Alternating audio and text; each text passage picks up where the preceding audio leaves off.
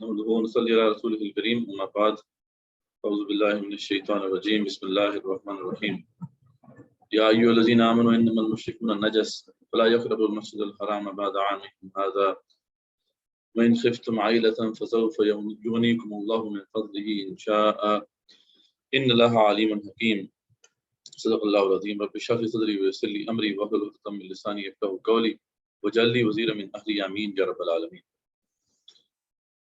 آج انشاءاللہ ہم نے سورہ توبہ کا آغاز کرنا تھا۔ پچھلے سیشن میں ہم نے اس کا بیک گراؤنڈ دیکھ لیا تھا، تو آج ہم انشاءاللہ اس کا جو باقاعدہ آغاز کرتے ہیں۔ اس کی جو آیات 1 سے 38 تک ہیں، یہ میں نے ذکر کیا تھا کہ یہ اس وقت نازل ہوئی جب اعلان برات ہوا۔ جتنے بھی جزیرۃ العرب میں رہنے والے قبائل تھے، مشرک قبائل، ان سے ایک طرح سے اعلان برات کیا گیا۔ تو یہ اس وقت یہ آیات نازل ہوئی اور مسلمانوں کو کہا گیا کہ تم ایک مدت ہے وہ طے کر دی گئی کہ وہ 4 مہینے کی مدت ہے، اس کے بعد جن کو بھی تم پاؤ مشرکین کو تم ان کو قتل کرو، ٹھیک ہے۔ ہاں، جن سے معاہدہ ہو چکا تھا، جن سے پہلے سے معاہدہ چل رہا تھا اور انہوں نے عہد کی خلاف ورزی نہیں کی، اگر کسی سے 7 مہینے کا معاہدہ ہے، 8 مہینے کا، سال کا ہے، وہ جو عہد ہے وہ تم بے شک پورا کرو، وہ مسئلہ نہیں ہے۔ لیکن جن لوگوں سے، جن قبائل سے کوئی عہد نہیں ہے، تو پھر ان کے حوالے سے بتا دیا گیا ان کو اب الٹیمیٹم 4 مہینے کا ہے، اس کے بعد ان کو وہاں سے نکلنا ہوگا۔ جزیرۃ العرب کو اب ایک طرح سے شرک سے پاک کیا جا رہا تھا۔ تو بالکل آغاز میں بیسیکلی یہ بحث ہے جو کہ 1 سے 37 نمبر آیت 38 نمبر آیت تک آپ کو ملے گی۔ یہ مختلف جو ہے عرب کا اس وقت کا معاملہ تھا، مختلف قبائل اس طرح سے بکھرے ہوئے تھے عربین پینسولا میں۔ تو اس پہ پھر اعلان آ گیا کہ جزیرۃ العرب میں رہنے والے تمام قبائل سے اللہ اس کے رسول کا اعلان برات ہے، ان کو 4 مہینوں کی مدت جیسے ذکر کیا، اس دوران یا تو دین اسلام قبول کر لیں یا جو ہے یہاں سے بے دخل ہو جائیں، ورنہ ان کو قتل کر دیا جائے گا۔ اچھا، جن قبائل کے ساتھ جیسے میں نے بتایا پہلے سے کوئی معاہدہ تھا تو وہ معاہدہ اس کی مدت پوری بے شک کریں، لیکن یہ ہے کہ وہ مدت ختم ہونے کے بعد ان کو بھی وہاں سے نکلنا ہوگا۔ ان مہینوں کے بعد حرمت والے 4 مہینے بھی گزر جائیں۔ بعض مفسرین نے لکھا ہے کہ جو حرمت والے مہینے، کیونکہ اس کی بھی سینکٹیٹی ہے، وہ 4 جو ہیں محرم، رجب، ذوالقعدہ، ذوالحجہ، تو یہ 4 مہینے جو ہیں یہ ہمیشہ سے حرام مہینے رہے، اور اس کی سگنیفیکینس یہ تھی کہ اس میں کوئی جو ہے لڑائی وغیرہ نہیں ہوتی۔ تو اس لیے یہ بتا دیا گیا کہ 4 مہینے اگر گزر جاتے ہیں، اس کے بعد اگر یہ 4 مہینے بھی ہیں ان کو بھی گزار لیں، تو اس کے بعد پھر جو ہے جو نہیں وہاں پہ ایمان قبول کرتا تو اس کو قتل کر دیا جائے۔ اور شرط رکھی گئی کہ اگر وہ ایمان لے آتے ہیں، نماز پڑھنا شروع کر دیتے ہیں اور زکوٰۃ دینا شروع کر دیتے ہیں، تب ان کا راستہ چھوڑو، ورنہ جو ہے ان کو قتل کرو۔ اچھا، اگر اس دوران کوئی مشرک جو ہے اس کو پتہ نہیں تھا اس اعلان برات کا، تو اب ظاہری بات ہے اس کو اچانک نہیں آپ نے قتل کر دینا، بلکہ اگر وہ کہتا ہے مجھے پناہ طلب کرتا ہے کہ مجھے پناہ دیجیے، تو اس کو بے شک آپ سمجھا دیں، آرام سے بتا دیں کہ یہ حکم تھا، اللہ کا کلام بھی اس کو سنا دیں کہ یہ اللہ تعالیٰ کا الٹیمیٹم ہے، اور پھر اس کو امن کی جگہ تک پہنچا دیں، ان کو قتل نہیں کرنا خام خام میں۔ جس کو پتہ ہے ظاہری بات پھر بھی نہیں باز آ رہا، پھر بھی جزیرۃ العرب جو ہے اس کے اندر رہ رہا ہے وہ، تو اس کو قتل کر دیا جائے۔ تو ان سے اعلان برات جو کیا گیا وہ کیوں کیا گیا؟ ظاہری بات ہے وہ اس پہ کویشچن تھا کہ اب ایک بہت بڑا ایک ڈیسیژن اللہ کی طرف سے آیا تھا، تو صحابہ کرام کے دل میں بھی کچھ اس حوالے سے کچھ تھا معاملہ کہ آخر اتنا بھی کیا معاملہ ہے کہ ان کو یہاں سے بے دخل کر دینا چاہیے۔ تو اس کے کچھ اللہ تعالیٰ نے ریزنس دیے کہ اگر تم پہ غالب آ جائیں تو تمہیں نقصان پہنچائیں، تم ان کے خلاف کیوں نہیں اب ایکشن لے رہے؟ جب میں تمہیں کہہ رہا ہوں، جبکہ یہ اگر تم پہ غالب آ جائیں نا تو تمہیں نہ چھوڑے۔ یہ دنیاوی فائدے کے لیے اللہ کی آیات کا سودا کرتے ہیں، دنیاوی فائدے کے لیے انہوں نے اللہ تعالیٰ کی آیات کا مذاق بنایا ہوا ہے، کعبے کی پاس ہے، یہاں پہ بت پرستی کا جو ہے بازار گرم کیا ہوا ہے، اور جو بھی یہ سارے معاملات اللہ کے راستے سے خود بھی رکتے ہیں اور دوسروں کو بھی روکتے ہیں، تو یہ ان کا حال ہے۔ اور اہل ایمان سے رشتہ داری کا بھی خیال نہیں رکھتے، ٹھیک ہے، اہل ایمان سے اگر ان کا رشتہ بھی ہے تو اس کا بھی خیال نہیں رکھتے، اپنے کفر پر اتنے سخت ہیں۔ تم ان کے خلاف کیوں نہیں ایکشن لیتے جیسا کہ اللہ تعالیٰ نے اب اعلان کر دیا؟ تو یہ بیسیکلی بعض ہمارے جو اپولوجیٹکس ہیں جو مسلمانوں کی طرف سے، وہ اس کی ایک نئی تشریح پیش کر رہے ہیں کہ جی یہ اصل میں معاملہ تھا کہ یہ صرف وہ جو ہے اس زمانے کے لیے تھا، یہ صرف اس جو ہے عرب کے لیے تھا جو اس زمانے میں رہ رہے تھے۔ یہ بھی ایک نظریہ پیش کیا گیا کہ یہ بیسیکلی عذاب استیصال کی ایک صورت تھی، اور اس کی اپلیکیشن بعد میں نہیں ہے، حالانکہ ایسی بات نہیں، اس کا تعلق جزیرۃ العرب سے، تو اس کے آس پاس رہنے والے جو قبائل ہیں ان کو بے دخل کر دیا گیا، اور آگے جا کے یہ بات کلیئر ہو جائے گی کہ ان کو جو جہاں سے بے دخل کیا گیا آپ دوبارہ واپس وہاں پہ نہیں آ سکتے، اور یہ حکم ابدی ہمیشہ رہے گا، یعنی جزیرۃ العرب کے اندر کوئی بھی غیر مسلم یا مشرک نہیں رہ سکتا۔ یہ ایک ایسی پکی ٹکی بات ہے، اس پہ کوئی شک نہیں کر سکتا، لیکن انفارچونیٹلی اس پہ ہمارے پاس جو مسلمان ہیں اسکالرز، خاص طور پہ جو ماڈرن اسکالرز ہیں ان کا رجحان ہے، کیونکہ انہوں نے ویسٹ کو اپنی جو ہے ایک ایکسپلینیشن دینی ہوتی ہے تو وہ اس پہ جو ہے کافی جو ہے اس طرح کی باتیں کرتے نظر آتے ہیں، حالانکہ ایسی بات نہیں ہے، یہ حکم ہمیشہ کے لیے ہے اور یہ اس کا تعلق جزیرۃ العرب سے ہے۔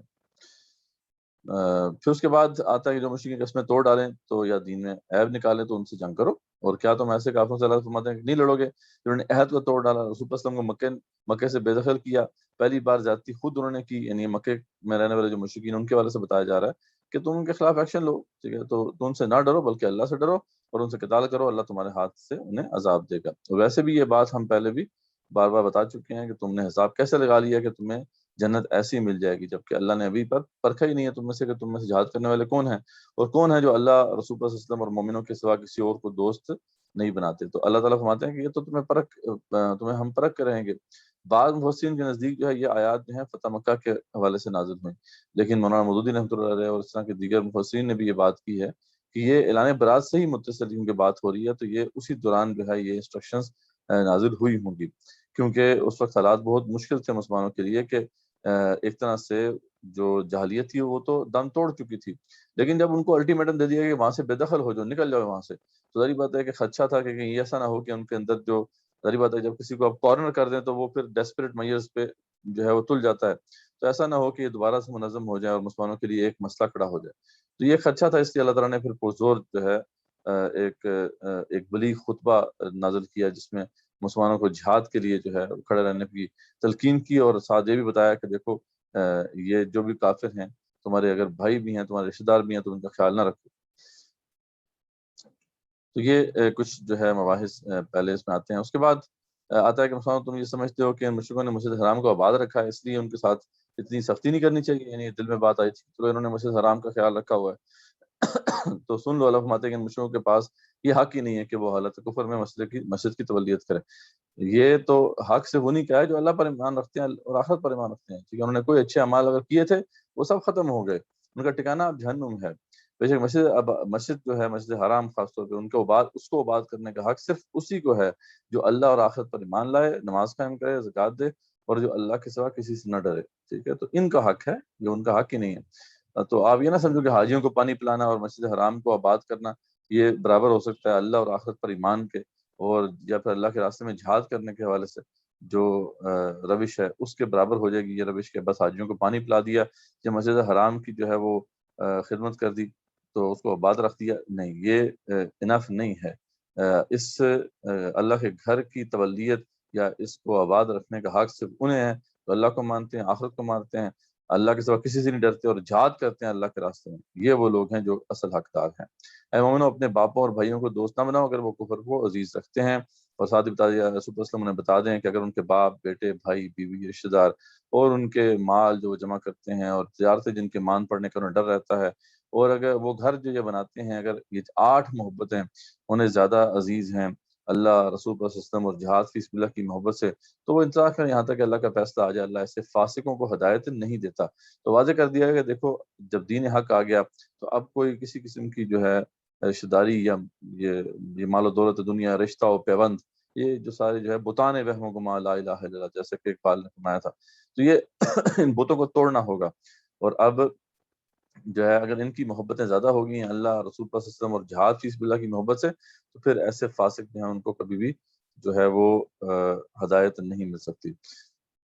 یقیناً اللہ تعالیٰ اس سے پہلے بھی مدد کر چکا ہے۔ اللہ فرماتے ہیں کہ دیکھو تم اگر یہ سمجھتے ہو کہ اللہ تمہارے ساتھ ہے تو یاد رکھو کہ اللہ نے پہلے بھی تمہاری مدد کی ہے کئی میدانوں میں، مثلا مارکہ حنین میں اللہ تعالیٰ نے تمہاری مدد کی جب مسلمانوں کو اپنی کثرت پہ ناز ہو گیا تھا، مسلمان اچھی خاصی تعداد میں تھے، 10,000 کی تعداد میں تھے، لیکن 3,000 کے وہ جو لوگ تھے حوازن و ثقیف کے جو قبائل تھے وہ 3,000 کے قریب تھے، لیکن وہ مسلمانوں کی ہوا اکھڑ گئی اور پھر آخرکار اللہ تعالیٰ نے ہی جو ہے سکینت نازل کی، رسول اللہ صلی اللہ علیہ وسلم کھڑے ہوئے، دوبارہ سے مسلمانوں کو آرگنائز کیا انہوں نے، اور پھر مسلمانوں کو فتح نصیب ہوئی، لیکن یہ ہے کہ قریب تھا کہ مسلمان شکست سے دوچار ہو جاتے، تو اللہ فرماتے ہیں اس کو بھی ہم نے تمہاری مدد کی تھی۔ اور پھر اس کے بعد یہ عظیم جو ہے وہ آیات نازل ہو گئیں، جس میں واضح ہو گیا کہ یہ اصل میں سارا ماجرا تھا کیا۔ اللہم یا ایھا الذین آمنوا انما المشرکون نجس، اے ایمان والو یہ مشرک جو ہے نا یہ غلیظ ہیں، فلا یقربوا المسجد الحرام بعد عامہم ھذا، اس سال کے بعد یہ مسجد حرام کے پاس ہی نہ پھٹکیں۔ یعنی اصل جو یہ حکم دیا گیا ہے نا اس کی وجہ اصل میں یہ ہے کہ یہ جزیرۃ العرب جو ہے یہ کیونکہ اس کے اندر خانہ کعبہ ہے، اس کے اندر اللہ تعالیٰ کا گھر ہے، اس لیے ان کا حق ہی نہیں ہے ان مشرکوں کا اور ان کافروں کا کہ وہ یہاں پہ رہیں، ان کو یہاں سے بے دخل کر دو، ٹھیک ہے۔ اور یہ اس جب بے دخل کر دیا تو دوبارہ واپس بھی نہ آنے پائے یہاں پر۔ یا ایھا الذین آمنوا انما المشرکون نجس فلا یقربوا المسجد الحرام، مسجد حرام کے قرب و جوار میں بھی نہ آنے پائیں اس سال کے بعد۔ فإن خفتم عائلۃ فسوف یغنیکم اللہ من فضلہ ان شاء، اور اگر تمہیں خوف ہے کہ جو ہے تمہیں کوئی مفلسی کا خوف ہے کہ تمہیں مشکل پڑ جائے گی، ظاہری بات ہے جب یہ سارے کے سارے قبائل وہاں پہ نہیں آئیں گے تو تجارت نہیں چمکے گی اور اس وجہ سے پھر جو ہے نقصان ہو جائے گا، تو اللہ فرماتے ہیں من قریب تمہیں غنی کر دیں گے۔ اور اللہ تعالیٰ نے اپنے وعدے کے مطابق کیا، مسلمان اتنے ہو گئے کہ پھر جو ہے وہاں پہ دوبارہ سے جو ہے اکنامک ایکٹیویٹی اپنے عروج پہ پہنچ گئی۔ تو ان اللہ علیم حکیم، اللہ تعالیٰ جانتا ہے، حکیم ہے۔ اور یہ تو بتا دیا گیا کہ جزیرۃ العرب یہ جو مسجد حرام اور اس کے قرب و جوار کا معاملہ کیا ہے، یہاں پہ تو جتنے بھی مشرکین ہیں ان کو وہاں سے نکال دو اور نہ اس کے بعد وہ دوبارہ واپس نہ آنے پائیں۔ جبکہ اس سے باہر جو جزیرۃ العرب کے باہر کا معاملہ ہے اس وہاں پہ کیا کرنا ہے، قاتلوا الذین لا یؤمنون باللہ ولا بالیوم الآخر، اس سے باہر وہ رہ تو سکتے ہیں کافر لیکن ان سے قتال کرو یہاں تک کہ جو ہے یعنی وہ لوگ جو کہ اللہ کو نہیں مانتے، آخرت کو نہیں مانتے، ان سے قتال کرو۔ ولا یحرمون ما حرم اللہ ورسولہ، اور اس بات کو حرام نہیں سمجھتے جس کو اللہ اس کے رسول صلی اللہ علیہ وسلم نے حرام ٹھہرایا ہے۔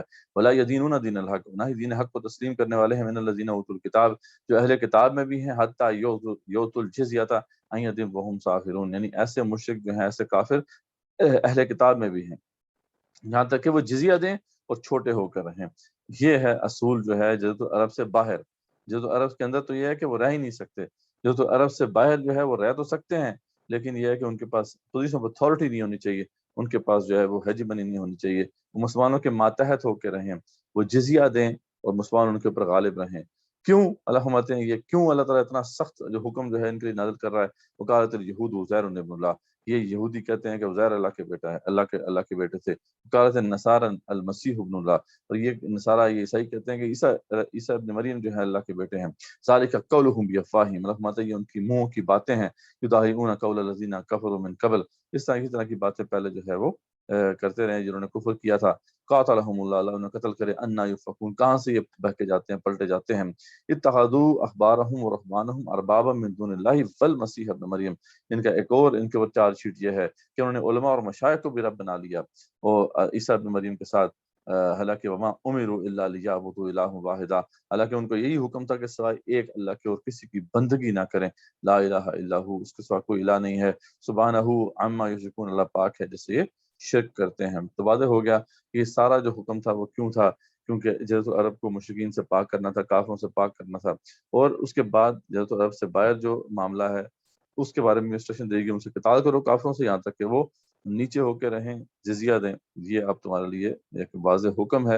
اور خاص طور پہ یہ جو چارج شیٹ سنائی اللہ تعالیٰ نے یہودیوں کے اوپر بھی، عیسائیوں کے اوپر بھی، اس میں ایک بڑی جو ہے معاملہ، ایک جو ان پر چارج شیٹ لگی ہے کہ انہوں نے علماء اور مشائخ کو رب بنا لیا تھا، اس پہ کچھ کنفیوژن تھی اس زمانے میں بھی کہ اس وقت جو ہے عدی بن حاتم ایک بہت بڑے عیسائی جو ہے وہ عالم تھے، وہ جو ہے جب یہ آیت نازل ہوئی تو آپ سے آ کر انہوں نے پوچھا کہ ہم نے تو کبھی اپنے علماء اور مشائخ کے سامنے سجدے نہیں کیے، تو یہ کیوں کہا جا رہا ہے کہ ہمیں جو ہے کہ ہم نے ان کو رب بنا لیا؟ تو اس وقت آپ صلی اللہ علیہ وسلم نے اس کا براڈر مفہوم ان کو سمجھایا کہ جب وہ حلال و حرام کے فیصلے کرتے تھے تمہارے علماء اور مشائخ، تو کیا تم ان کی بات مانتے تھے کہ اللہ کی کتاب کی بات مانتے تھے؟ تو انہوں نے تسلیم کیا کہ ہم تو ان کی بات مانتے تھے۔ تو یہ اللہ آپ سے فرمایا کہ یہی ان کو رب بنا لینا ہے۔ تو رب بنانے میں صرف یہاں پہ بندگی کا تصور صرف یہی نہیں ہے کہ ان کے سامنے مراسم میں عبودیت بجا لانا یا نماز پڑھنا، روزہ رکھنا ان کے لیے، یا زکوٰۃ یا قیام کرنا ان کے سامنے، یہ مطلب نہیں ہے یہاں پر۔ یہاں پہ تو یہ ہے کہ جو جن لوگوں کو آپ نے پوزیشن آف اتھارٹی دے دی ہے، جن کی آپ اطاعت کر رہے ہیں، بیسیکلی ان کو بھی آپ نے اب رب کا درجہ دے دیا ہے، اس لیے جو ہے ان سے قتال کرنا اب واجب ہے، ان کو جزیرۃ العرب سے نکالنا واجب ہے، اور اگر باہر ہیں یہ تو وہاں پر ان سے قتال کر کے ان کو زیر کرنا جو ہے وہ لازم ہے. تو یہ بہت امپورٹنٹ مضمون ہے جو کہ بڑی تفصیل سے آیا ہے. آپ کے جو ویڈیوز ملی ہیں ان میں آپ نے تفصیل سے سنا ہوگا, متصوری یہاں پہ ہم نے پیش کر دی ہے.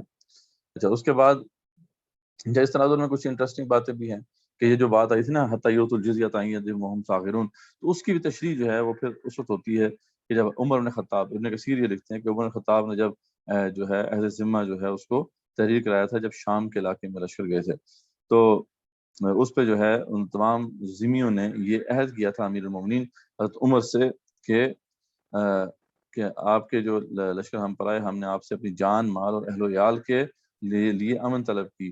ہم ان شرطوں پر وہ امن حاصل کرتے ہیں کہ ہم اپنے ان شہروں میں اور ان کے آس پاس کوئی گرجا گھر اور خانقاہ نہیں بنائیں گے. اب یہ دیکھیں وہ جو بات آ رہی ہے نا کہ ان کو سیکنڈ گریڈ سٹیزنز کا ان کا معاملہ ہوگا, یہ ماتحت ہو کے رہیں گے اور جزیہ دیں گے. تو دیکھیں یہ کیا کیا شرطیں تھیں جو ان سے قبول کرائی گئیں.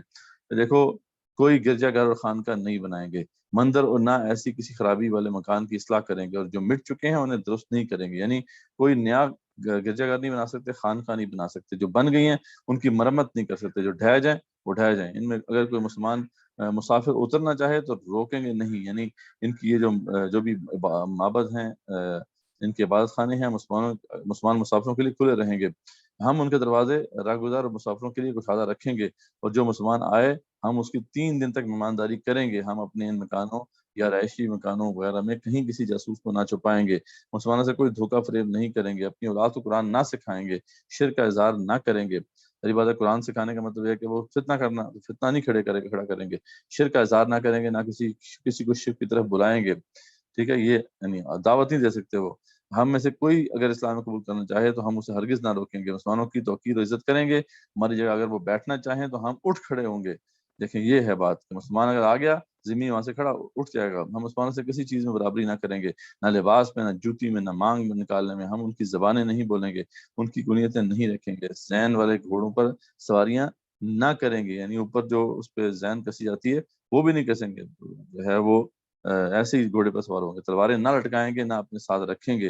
انگوٹھیوں پر عربی نقش نہیں کرائیں گے, شراب فروشی نہیں کریں گے, اپنے سروں کے اگلے بالوں کو جو ہے ترشوا دیں گے, اور جہاں کہیں ہوں گے زنار جو ہے ضرورتن ڈالے رہیں گے, تاکہ پتہ چلے کہ یہ ذمی ہے. صلیب کا نشان اپنے گرجوں پر ظاہر نہیں کریں گے, اپنی مذہبی کتابیں مسلمان کی گزرگاہوں اور بازاروں میں ظاہر نہیں کریں گے. تو یہ دیکھیں یہ ہے وہ بات کہ مسلمانوں نے جب غلبہ حاصل کیا تو اس طریقے سے پھر جو ہے وہ دب کے وہ ایک عہد ذمہ بندہ جاتا ہے. اور مسلمان جو ہے ان کو ایک اپر ایج ہوتا ہے. مسلمان جو ہے وہ ایک سمجھ لیں کہ ہائر کیٹیگری آف سٹیزنز ہوتے ہیں اسلامک اسٹیٹ میں. تو یہ بات بڑی واضح طور پہ بیان ہو جاتی ہے. خیر آگے آتا ہے آپ سب زندگی, ابھی یہی مقصد تھا آپ کی زندگی نے بھی, آپ نے بھی یہی کیا کہ وہ دین کو تمام ادیان پر غالب کر دیں, مشرکوں کو جائے کتنی ہی کراہت ہو. تو اے ایمان والو, اللہ فرماتے ہیں اپنے علماء اور مشائخ سے ہوشیار رہنا, کیونکہ وہ لوگوں کے مال ناحق کھا جاتے ہیں اور اللہ کے راستے سے روکتے ہیں, تو ان سے ذرا ہوشیار رہنا. تو اللہ کے نزدیک مہینے گنتی میں 12 ہی ہیں, جن میں سے 4 جو ہیں وہ حرام مہینے ہیں, اور یہ ہمیشہ سے ایسا ہی اللہ فرماتے ہیں کہ ایسا ہوا ہے. اس لیے آج میں اجازت دیتا ہوں کہ اگر کفار تم سے لڑتے ہیں تو تم ان مہینوں میں بھی ان سے متحد ہو کر لڑو. ایک چھوٹ دے دی گئی کہ دیکھو 4 مہینے بے شک حرام مہینے ہیں, لیکن اگر کفار تم سے لڑتے ہیں تو میرے سے پوچھنے کی ضرورت نہیں ہے, تم ان سے لڑ سکتے ہو. اچھا, پھر اس کے بعد جو ان کی شعارت تھی کہ مشرکین جو تھے مہینوں کو آگے پیچھے کرتے تھے, اس کا ذکر ہوا کہ مہینوں کو آگے پیچھے کرنا سخت گناہ ہے, جیسا کہ مشرکین نے کیا تھا.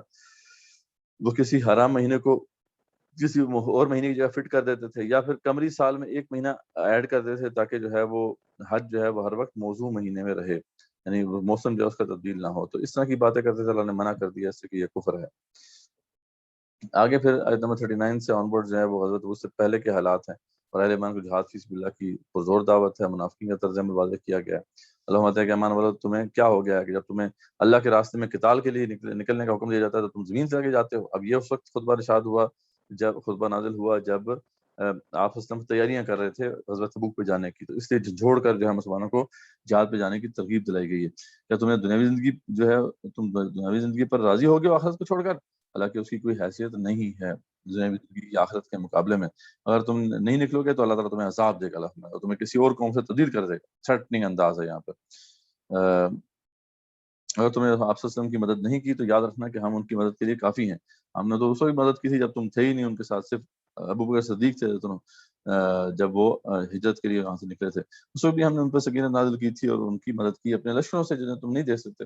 تو اس لیے تم اگر نہیں مدد کرتے تو جاؤ جو مرضی کرنا کرو، اس لیے نکلو اللہ کے راستے میں، چاہے ہلکے ہو یا بوجھل ہو، اور جہاد کرو اپنی مالوں اور جانوں سے، یہ تمہارے لیے بہتر ہے اگر تم سمجھو.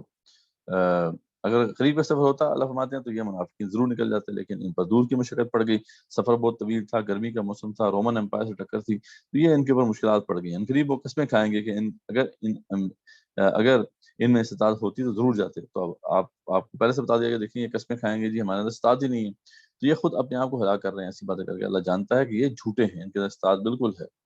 اللہ آپ کو معاف کرے، آپ سے ان کو کیوں اجازت دی؟ ایمان والے آپ سے کبھی بھی پیچھے رہنے کی اجازت نہیں مانگیں گے.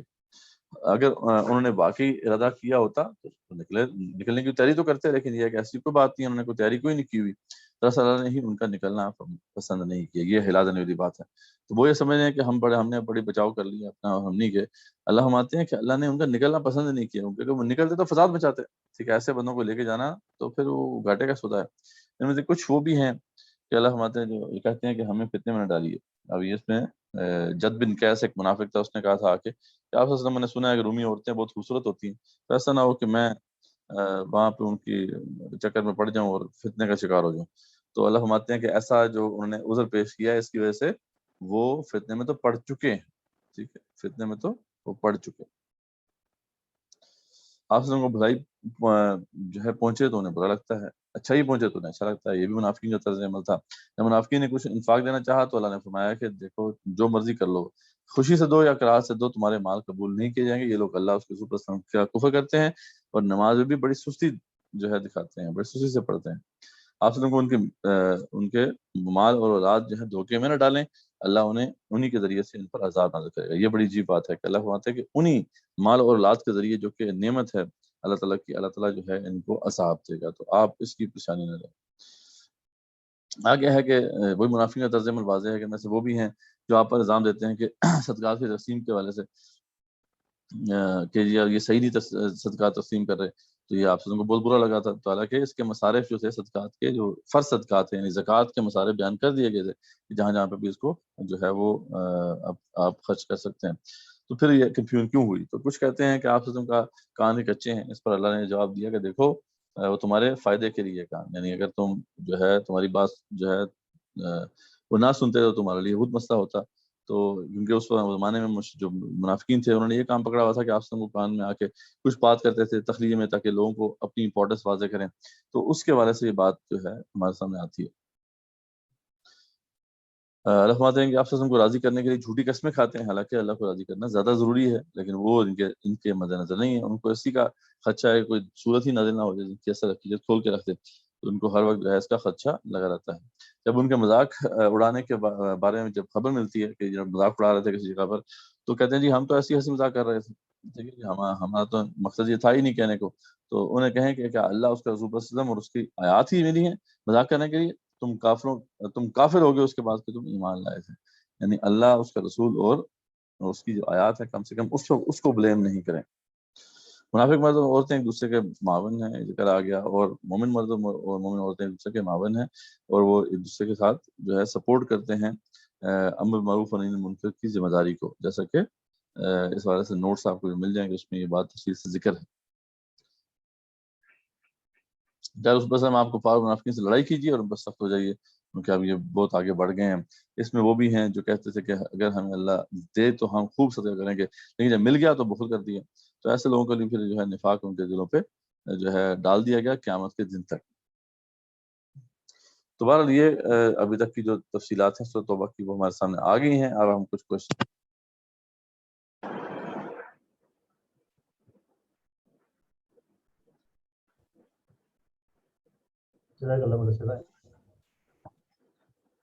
فارم جو ہے وہ کوشچن آنسر کے لیے اوپن ہے. جس سے کسی کے بھی ذہن میں کوئی سوال ہے شیئر کیے گئے مٹیریل سے متعلق یا پھر جو بھی میں نے ایکسپلینیشن دی ہے اس سے، تو آپ سوال پوچھ سکتے ہیں.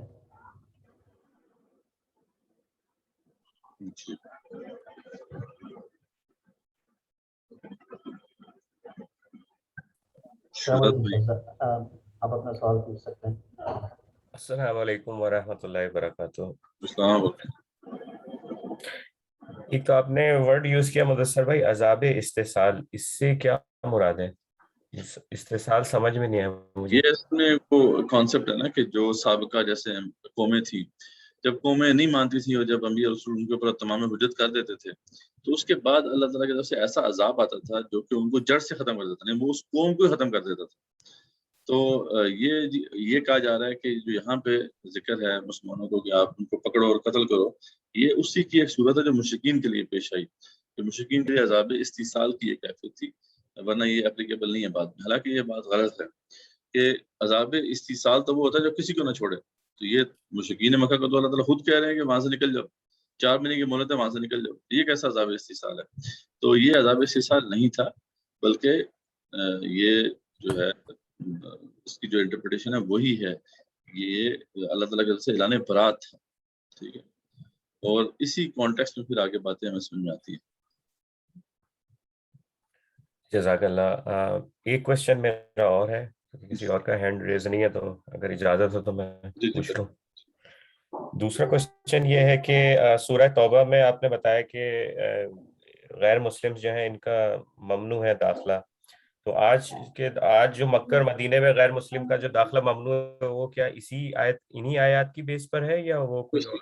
یہی حکم ہے بیسیکلی جس کی وجہ سے وہ ہوا ہے، لیکن یہ ہے کہ وہ بس محدود ہو گیا نا، ورنہ تو یہ عمر بن خطاب کے زمانے میں بھی اور جو ہمارے خلفاء راشدین کے زمانے میں بعد میں بھی کئی عرصے تک یہ ایسے ہی رہا تھا کہ یہ تو عرب کی بات ہو رہی ہے، مسجد حرام کے حدود نہیں ہے. بعد میں آپ کی ذریعے بات ہے جزیرۃ العرب تو ہمارے ہاتھ میں ہے ہی نہیں، اس میں تو یہ سارے پاک مشرکین رہتے ہیں. لیکن یہ ہے کہ اصل بات یہ حکم جو ہے وہ یقرب المسجد الحرام کی بات ہو رہی ہے. مسجد حرام اور اس کے قرب و جوار، اور وہ بیسک قرب و جوار وہ ڈیفائن کر دیا نا، جو جتنے بھی قبائل کو اللہ تعالیٰ نے الٹیمیٹم دیا وہ سارے کے سارے وہ قبائل سے جو عرب کے قرب و جوار حرم کے قرب و جوار میں پھیلے ہوئے تھے. تو معلوم ہوا کہ یہ جزیرۃ العرب کی بات ہو رہی ہے. تو جزیرۃ العرب جو ہے اس میں کوئی مشرک رہ نہیں سکتا، نہ کافر رہ سکتا ہے. یہ آپ سے اس میں واضح انسٹرکشنز بھی ہیں، قرآن مجید کی بھی آیت بھی ہے اور صحابہ کا عمل بھی ہے اس کے اوپر. تو انفارچونیٹلی کیونکہ یہ آج نروس اوجل ہے، تو اس لیے بس یہ ان آیات کی بس بند کر ایک تعبیر پیش کی جا رہی ہے، جو کہ بہت بڑا افسوسناک معاملہ ہے. اسی کے سوری نہیں آپ ریحان بھائی آپ کریں کنٹینیو، میں پھر پوچھ لوں گا. یہ جو ہم جو وہاں پر لیتے ہیں میقات ایک جو لگا ہوا ہے، بہت سے لوگ اس کو اس طرح سے آپ حج پہ جائیں آپ تو سوری میقات میں غلط کہہ رہا ہوں، لیکن جیسے آپ حج میں جاتے ہیں تو ایک حرم کی باؤنڈریز شروع ہوتی ہیں جس کے باہر باقاعدہ لکھا ہوا بھی ہے کہ مطلب اگر آپ وہاں پر جاتے ہیں تو کہیں یہ مطلب میں جیسے ایکسپلینیشن چاہ رہا ہوں کہ کہیں اس کے متعلق یہ تو نہیں ہے کہ بھائی وہی باؤنڈری جو کہ حرم کی باؤنڈری کراتی ہے، جہاں کے بعد ایون سائن پہ ہر جگہ لکھا ہوا ہوتا ہے کہ اس کے بعد کسی غیر مسلم کا داخلہ منع ہے. مطلب اگر کوئی آج کے دور میں بھی اگر کوئی مطلب کراس کر جائے تو اس کو پکڑ کے جو ہے وہ مطلب سزا بھی دی جاتی ہے اور باہر نکال دیا جاتا ہے فوراً. جی وہ بس اصل میں محدود ہو گیا نا، جب ہمارے پاس عربین پینسولا رہا ہی نہیں تو پھر ہم نے کہا چلو یار حدود حرم ہی کر لیتے ہیں. تو اصل میں صرف حدود حرم کی بات نہیں تھی یہاں پہ وہ تمام علاقہ جو جزیرۃ العرب کا علاقہ ہے وہ سب تھا، جہاں جہاں بھی قبائل موجود تھے. تو یہ الٹیمیٹم اسی کے لیے تھا، لیکن آہستہ آہستہ یہ پھر لمٹ ہو گیا. لیکن اب تو کہہ رہے ہیں اس کی بھی سنا ہے کہ کچھ انہوں نے بورڈ ذرا ہٹا دیے ہیں، واللہ عالم کوئی متعلق جو ہے نا وہ مصدقہ خبر تو نہیں. لیکن یہ ہے کہ اصل اس کا حکم جو ہے پورے جزیرۃ العرب کے لیے ہی تھا، وہاں پہ مشکین نہیں اور کافر نہیں رہ سکتے. عمر بن خطاب کے زمانے میں بھی ان کو 3 دن کی مہلت تھی ان کے پاس. اگر تو وہ کوئی بزنس کے لیے آئے ہیں، کوئی ٹرانزیکشن کے لیے 3 دن کے اندر آئیں اور وہ چلے جائیں، یا پھر اگر وہ ٹریول کر رہے ہیں تھرو اس ایریا تو 3 دن کی ان کو مہلت تھی. اس کے بعد ان کو پھر جو الٹیمیٹم تھا کہ اگر وہ نہیں جائیں گے تو قتل کر دیے جائیں گے. تو یہی طریقہ ہے اسلام. جی شہزاد آپ پلیز کنٹینیو کر سکتے ہیں.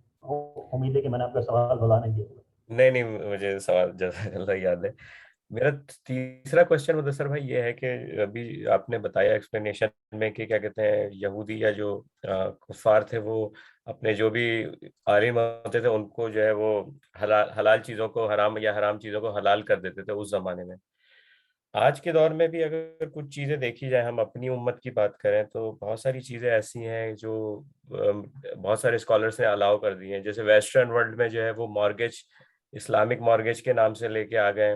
اب اس کا میکینزم کیونکہ ہر ایک عام آدمی اتنا فائنانس میں اتنا سبجیکٹ میٹر ایکسپرٹ نہیں ہوتا, وہ ٹیکنیکل پوائنٹس کو نہیں سمجھتا, تو وہ جو بھی اسکالرز ہوتے ہیں ان کی بیس پہ وہ اس کو کیا کہتے ہیں ایکسیپٹ کر لیتا ہے. لیکن بٹوین دا اسکالرز ہی جو ہے اس میں جو ہے کانفلکٹ بھی ہوتا ہے, یعنی کہ ایک گروپ جو اسکالرز کا ہوتا ہے وہ تو کہہ رہا ہوتا ہے یہ حلال ہے اور ہم اس کو انڈورس کرتے ہیں, لیکن دوسرے گروپس جو ہوتے ہیں یا میجورٹی آف دا گروپس جو ہوتی ہے وہ کہتی ہیں یہ ڈاؤٹ فل ہے. اسی طرح سے اسلامک بینکنگ جو ہے وہ شروع میں ویسٹرن ورلڈ میں آئی تھی, اور اس کے بعد اب پاکستان وغیرہ میں بھی اسلامک بینکنگ بہت زیادہ کامن ہو گئی ہے. ہر کنونشنل بینک نے گروپ کو کیپچر کرنے کے لیے اسلامک بینکنگ اوپن کر دی ہے.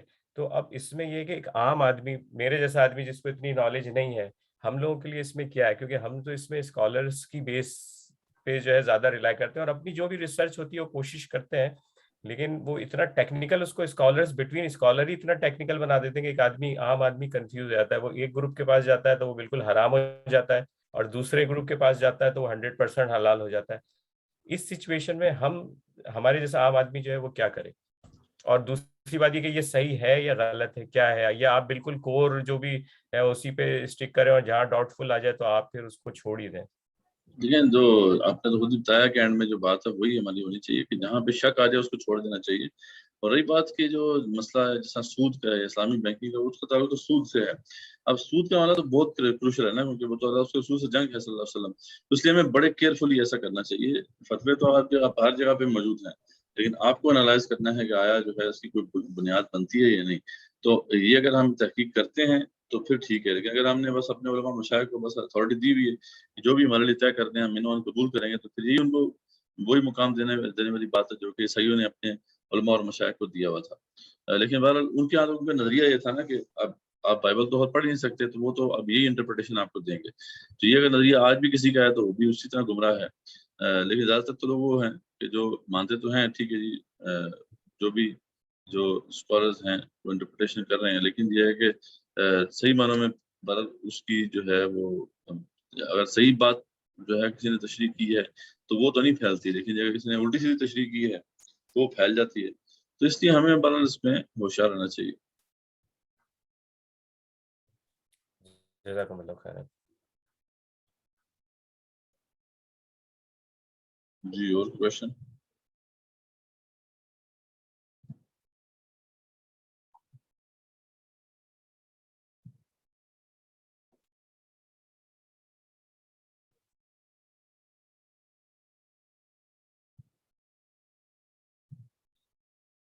جنید بھائی آج خاموش ہے.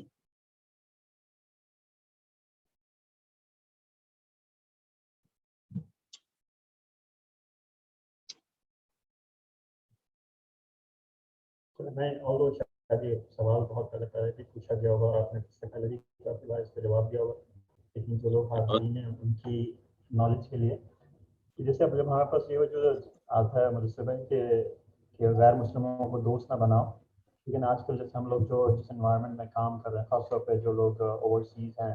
آپ کی آواز بہت کم ہے, مجھے بولیں. اچھا, میں یہ کہہ رہا تھا کہ جیسے ہم ایک آپ نے یہ قرآن کی آیت ہے کہ غیر مسلموں کو یا مشرکین کو اپنا دوست نہ بناؤ. میری آواز ٹھیک نہیں آ رہی کیا؟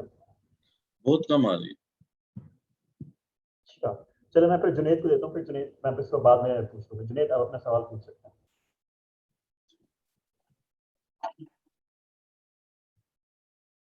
السلام علیکم جنید, آپ اپنا سوال پوچھ سکتے ہیں.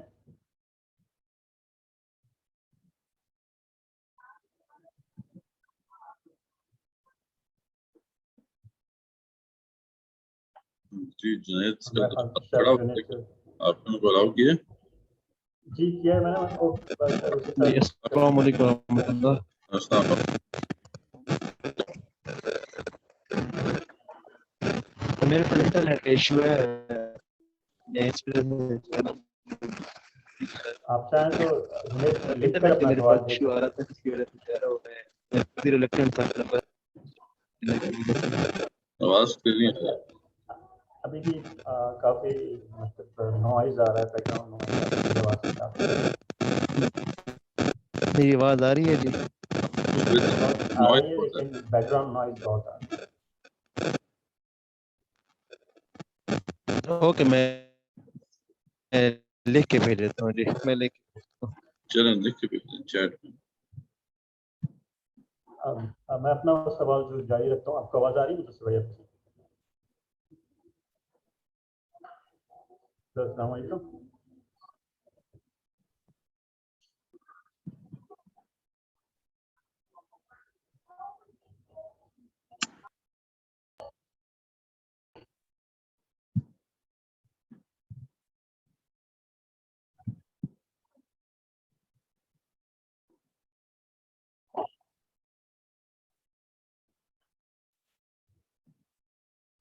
चलें चैट में तो मेरे पास तो नहीं है अभी तक। हेलो अस्सलाम वालेकुम। मेरी आवाज़ आ रही है मुझसे भाई? पापा जी हाँ अब ठीक है। ठीक है, सॉरी।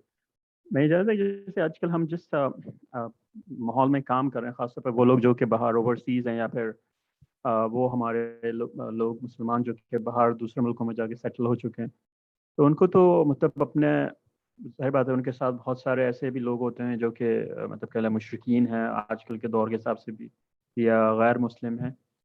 तो ये जो आयत है इसकी उस पस मंज़र में जो है इस आयत को हम कैसे लेंगे कि जब कहा जा रहा है कि इनको अपने दोस्त ना बनाओ? नहीं वो तो सारी बात है कि उनसे अच्छा सलूक करने में से ममानियत नहीं है। जो हरबी दुश्मन है, काफिर है, उन्हीं के खिलाफ आप एक्शन लेते हैं, तो उससे हुस्न सलूक करने के हमें हमें मना नहीं किया गया। तो अगर तो लेकिन राजदान नहीं बना सकते आप। वली उसे कहते हैं कि वो शख्स जिसे आप राजदान बनाते हैं, उसको क्लोज करते हैं, तो ऐसा नहीं करना चाहिए। ऐसे करेंगे तो फिर हम गुनहगार होंगे। बाकी रही बात कि वो जो दूसरा एस्पेक्ट है कि वो जो अरब में रह रहे हैं, रही बात है कि हमारे आसपास कोई, तो वो रहना उनका जायज़ नहीं है। हम मुसलमान गुनहगार हैं, उनके अल्लाह ताला के हुक्म को नहीं मान रहे। यानी इस जो अरब के अंदर कोई काफिर नहीं रह सकता, ना कोई मुश्रिक रह सकता है, ना कोई काफिर रह सकता है। और वो तो कभी अगर अल्लाह करे हमें यहाँ पे अथॉरिटी मिले, तो फिर हम भी फिर अल्टीमेटम देंगे, जैसे कि अल्टीमेटम दिया गया था उस वक्त 4 महीने की मोहलत है, निकल जाओ यहाँ से, वरना फिर ये है कि कत्ल कर दिए जाओगे। तो वो तो अगर अल्लाह करे हमें कोई अथॉरिटी मिले। बाकी ये बात है, हमारा मामला अभी तो फिलहाल हमारे पास अथॉरिटी नहीं है यहाँ पे। तो कोई अगर इस तरह के हैं, कोई गैर मुस्लिम है, तो उनसे अच्छा बर्ताव ही किया जाए, उनके साथ एक जो है वो रवैया ऐसे ही रहना चाहिए कि हुस्न सलूक का ही रहना चाहिए। उनके साथ जो है वो दिल के अंदर बहरहाल जो है उसके अंदर वो कोई मोहब्बत ना हो, क्योंकि उनका शिर्क और कुफर जो है बहरहाल उससे तो एक नफरत की कैफियत रहनी चाहिए दिल के अंदर, और उनसे बरात की कैफियत रहनी चाहिए। लेकिन उसने हुस्न सलूक करने से कोई रोकता नहीं है। वो दीन वगैरह कहता है कि आप उनसे करें, अच्छा सलूक करें।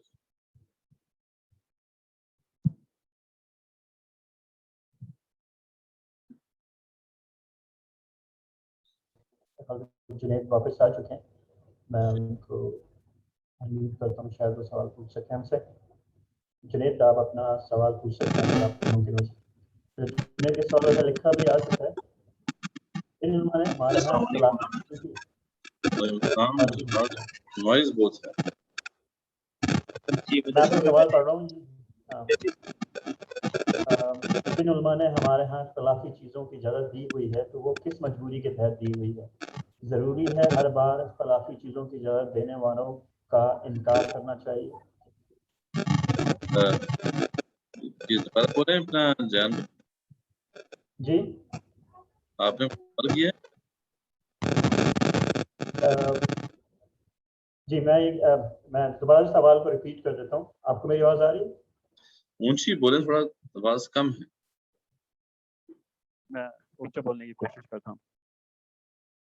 जिन उलमा ने हमारे यहाँ इख्तिलाफी चीज़ों की इजाज़त दी हुई है, तो वो किस मजबूरी के तहत दी हुई है? ज़रूरी है हर बार इख्तिलाफी चीज़ों की इजाज़त देने वालों का इनकार करना चाहिए? उलमा ने इजाजत दी है, उनसे जाके पूछें। बहरहाल हमारे यहाँ जो हमारे लिए हुज्जत जो है वो तो असलाफ हैं, हम खुलफा राशिदीन हैं। वो वही जो वहाँ पे हुक्म नाफिज हुआ, हम उसी को एक्सेप्ट करेंगे।